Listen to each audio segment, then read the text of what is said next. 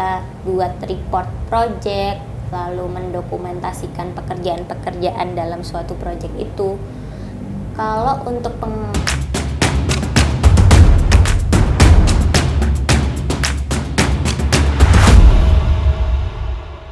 Oke, halo teman-teman, nama aku Rizka Fitria Putri, biasanya dipanggil Rizka. Aku di sini di Refactory sebagai admin project manager. Oke, Mbak Rizka. Di Refactory sudah berapa lama, Mbak? Kurang lebih hampir 11 bulan. 11 bulan ya. Mungkin sebelumnya nih kalau boleh tahu nih, Mbak Rizka sendiri untuk background mungkin pendidikannya kalau boleh tahu? Kalau background pendidikannya sendiri S1 aku ambil perikanan, Mas. Oke. S1 perikanan? Ya. Oke. Kenapa bisa sampai belok setir menjadi admin PM nih? Jadi kalau di admin PM sendiri itu ya awalnya adalah waktu itu saya lulus kuliah, terus magang ke salah satu perusahaan IT juga. Oke. Di situ sebagai product manager.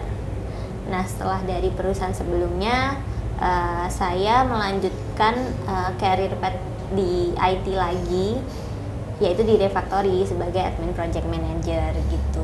Jadi memang belum terjun langsung ke developer atau engineer, tapi masih di line perusahaan yang sama di IT business. Di IT business. Ya. Kenapa bisa tertarik ke IT business, Mbak, sebelumnya? Dari yang perikanan, terus kok bisa berpikiran sampai ke IT nih? Karena memang belakangan ini kan kita di-expose sama ini ya Mas, kebutuhan development IT dan teknologi itu semakin masif. Makanya makin kesini juga pertumbuhan dari bisnis IT, perusahaan-perusahaan IT itu juga makin banyak berkembang, makin banyak bermunculan gitu. Jadi waktu itu sih yang sangat terbuka lebar peluangnya ya lowongan di perusahaan IT gitu sih. Kalau untuk mungkin bisa share ke teman-teman semuanya kalau pengalaman yang menarik tuh dari sekian banyak project dari Mbak Rizka sendiri apa?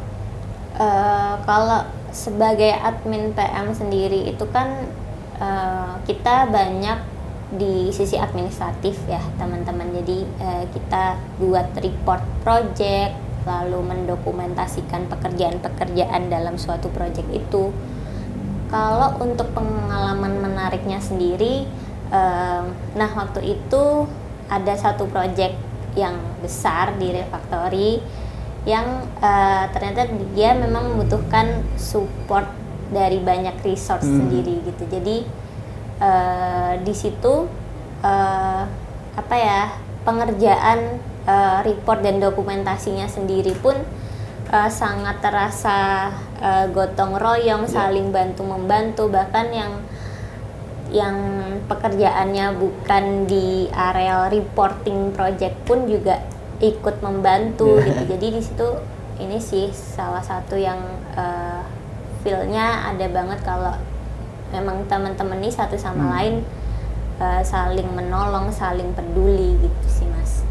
Ada nggak sih untuk tips sendiri dari Mbak Rizka mungkin buat teman-teman di luar sana yang pengen belajar menjadi seorang project manager ataupun menjadi admin dari staff project manager sendiri, ada nggak tips untuk memulai karir di situ?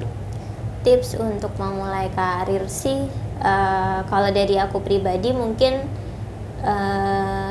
ini Mas kita harus ya walaupun nggak harus expertise di situ, tapi paling nggak mengantongi beberapa istilah-istilah IT gitu, karena itu sih yang akan sangat memudahkan kita kalau pertama kali terjun di dunia IT.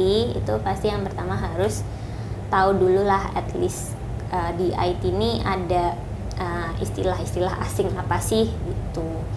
Terus selain itu juga time management, lalu ya seperti pekerjaan pada umumnya harus bertanggung jawab, tekun, rajin gitu sih.